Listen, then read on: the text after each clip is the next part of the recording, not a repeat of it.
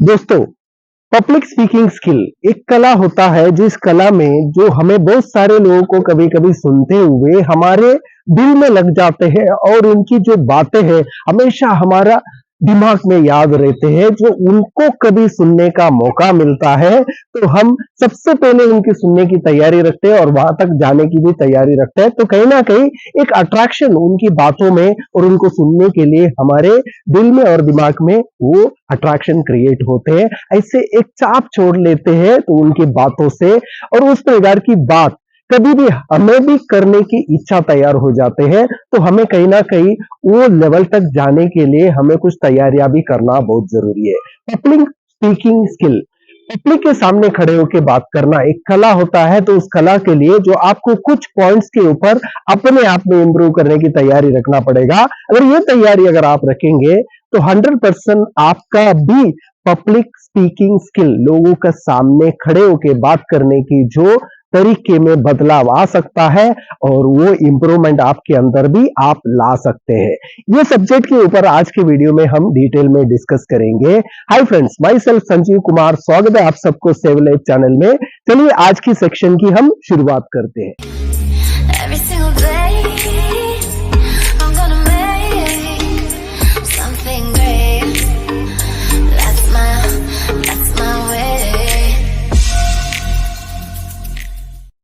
Friends, 7 points के ऊपर हमें बात करना है। जो उसमें सबसे पहला पॉइंट है बी कॉन्फिडेंट।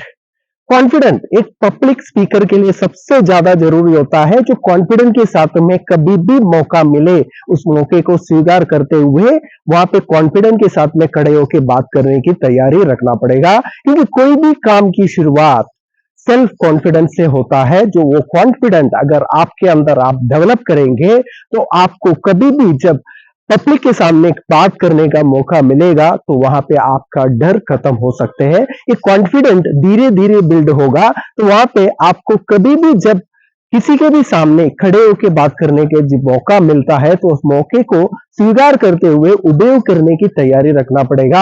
आपको कितना मालूम है उससे ज्यादा इंपॉर्टेंट है। तो आपको वो मौके को स्वीकार करने के लिए कॉन्फिडेंस के साथ में खड़े होने की तैयारी रखना पड़ेगा। पॉइंट नंबर 2, मेंटेन है गुड बॉडी लैंग्वेज।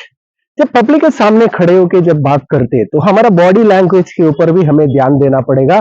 कुछ लोग ऐसे एक ही जगह पे खड़े होकर बात करते हैं तो एक बोरिंग बॉडी लैंग्वेज है। तो अगर आप स्टेज पे है तो स्टेज का जगह को यूटिलाइज करने की तैयारी रखना पड़ेगा। वहां पे आपका बॉडी लैंग्वेज और थोड़ा बहुत चल के आपका एक्शंस, आपके हाथों की उपयोग भी करने की तैयारी रखना पड़ेगा। तो इस प्रकार की एक पॉजिटिव बॉडी लैंग्वेज उपयोग करते हुए आपको पब्लिक के सामने बात करने की कला को डेवलप करना पड़ेगा। क्योंकि आपका बात के साथ साथ में आपका बॉडी का भी एक लैंग्वेज होता है। तो बॉडी लैंग्वेज से भी आप पब्लिक को अट्रैक्ट कर सकते हैं। इसलिए बॉडी लैंग्वेज के ऊपर भी आपको ध्यान देना बहुत जरूरी है। Point number 3, be clear with your speech. जो हम बात कर रहे हैं तो वो बातों के बारे में सबसे पहले हमें समझ होना चाहिए। क्योंकि बहुत सारे लोग जो स्टेज पे जाके बात करते हैं तो क्या बात करते हैं उनको खुद को समझ में नहीं आते हैं। तो पब्लिक को कैसे समझ में आएगा। तो इसलिए हमारी बातों के बारे में हमें पहले समझ होना चाहिए। तब जाके हम जो बात करते हैं तो वो पब्लिक के साथ में हमें उनके दिमाग तक, उनके दिल तक वो बातों को पहुंचा सकते हैं। तो सबसे पहले हम जो बात करने वाले हैं उस बात को लेके हमें कॉन्फिडेंट होना चाहिए, हमें समझ होना चाहिए, हमें अंडरस्टैंडिंग होना चाहिए। उसके बाद में उसको प्रेजेंट करने की तैयारी आपको रखना पड़ेगा। Number 4, make your speech interestingly. क्योंकि हम जो बात करते हैं तो उसमें कुछ इंटरेस्टिंग बातें क्रिएट करना बहुत जरूरी है।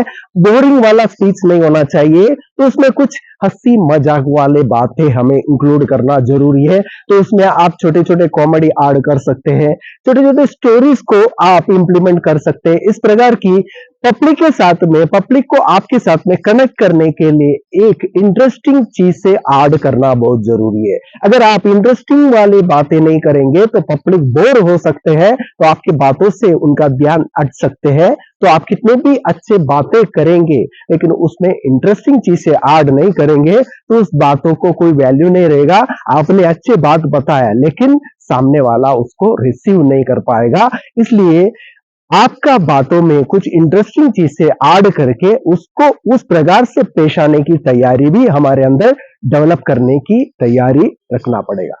Number 5, maintain the connection with audience. Audience के साथ में एक कनेक्शन आपको क्रिएट करना पड़ेगा, क्योंकि इंटरेक्शन सबसे ज्यादा जरूरी होता है। आई टू आई कांटेक्ट भी आपको क्रिएट करना पड़ेगा, क्योंकि आपकी बातें जब आप पब्लिक के साथ में कनेक्ट होकर जब बात करेंगे तो कहीं ना कहीं वो भी आपको ध्यान देते रहेंगे, तब जाके आपके बातों को उन तक पहुंचाने का प्रॉपर तरीका बन सकता है। इसलिए आई टू आई कांटेक्ट, एक कनेक्शन आपका फ्रेंड में बैठने वाले पब्लिक के साथ में आपको बात करते टाइम क्रिएट करना पड़ेगा। ये कनेक्शन क्रिएट करने के लिए बहुत सारे जो चीजें हैं, तो उन चीजों को आप प्रॉपरली प्रैक्टिस करके उपयोग करेंगे तो आप स्टेज में रहते हुए पब्लिक के साथ में एक बेहतरीन कनेक्शन क्रिएट कर सकते हैं। एक कनेक्शन आपके बातों को कॉन्सेंट्रेटली सुनने के लिए पब्लिक के सामने एक ऑप्शन क्रिएट करके देता है। इसलिए आपको पब्लिक के साथ में एक बेहतरीन कनेक्शन क्रिएट करना बहुत जरूरी होता है। Number 6, time to stop your speech. दोस्तों, पब्लिक स्पीकिंग स्किल में ये सबसे इंपॉर्टेंट एक स्किल होता है, जो आपके बातों को कब शुरू करके कभी स्टॉप करना है, ये बात आपको समझ में आना चाहिए। क्योंकि बहुत सारे लोगों में एक ही प्रॉब्लम है, क्योंकि वो बोलते अच्छा है लेकिन वो फिनिश करने का उनका कोई टाइम नहीं होता है, तो वहां पे लोग बोर होने का चांस है। क्योंकि लोगों का लिसनिंग कैपेसिटी का भी एक लिमिटेशन होता है, तो वहां पे सुनते रहेंगे लेकिन कभी कभी आपका स्पीच बहुत लंबा हो जाएगा, तो उनका सुनने की कैपेसिटी खत्म हो जाएगा, तो वो आपको ध्यान नहीं देंगे और उनके कंसंट्रेशन अलग जगह पे चला जा सकता है। तो इसलिए आपको हमेशा ध्यान रखना पड़ेगा शुरुआत कब करना है और उसको एंड कब करना है। तो उस प्रकार से आपको ध्यान रखते हुए आपका स्पीच की शुरुआत करना है, क्योंकि बहुत सारे लोग यही करते हैं, मेरा ही माइक और मुझे सुनते रहो, मुझे जब दिल लगेगा तब मैं बंद करूंगा। ऐसे नहीं होना चाहिए, क्योंकि हमें हमेशा एक टाइम का पंक्चुअलिटी के साथ में शुरू करते हुए और उसी टाइम के अंदर एंड करने की भी तैयारी रखना पड़ेगा। इसको बोलते हैं एक बेहतरीन आदत है जो पब्लिक स्पीकर को होना चाहिए, time to end your speech. Number 7, record your speech.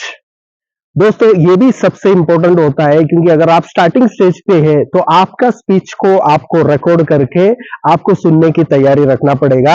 जब आप आपके स्पीच को रिकॉर्ड करके आप रिपीटेडली सुनेंगे तो आपको समझ में आएगा कहां कहां पे आपको और इंप्रूवमेंट करना पड़ेगा।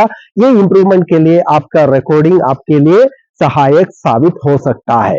बहुत सारे लोगों में ये प्रॉब्लम देखा जा सकता है, और कोई और व्यक्ति बताता है यहाँ पे आपने गलती किया, यहाँ पे इंप्रूवमेंट करने की जरूरत है, इस प्रकार की बातें सुनने के बाद में उनको उनका ईगो हर्ट हो सकता है।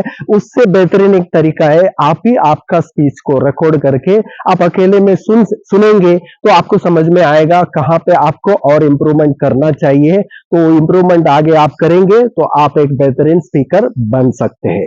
दोस्तों, ये था 7 tips to improve your speaking skill in front of public. अगर ये 7 पॉइंट के ऊपर आप ध्यान देंगे और फोकस करेंगे, आप भी एक बेहतरीन पब्लिक स्पीकर बन सकते हैं, और आपके बातों को भी सुनने के लिए पब्लिक को अच्छा भी लगेगा, और आप कभी भी कोई भी प्रोग्राम करेंगे तो वहां पे वो आने के लिए भी तैयार हो जाएंगे, और आपका जो सेल्फ वैल्यू है पब्लिक स्पीकिंग को लेके वो भी बढ़ सकते हैं। दोस्तों, अगर पब्लिक स्पीकिंग के ऊपर मैंने बनाया हुआ वीडियो अगर आपको पसंद आया, इस वीडियो को जरूर लाइक कीजिए, ज्यादा से ज्यादा लोगों तक शेयर कीजिए।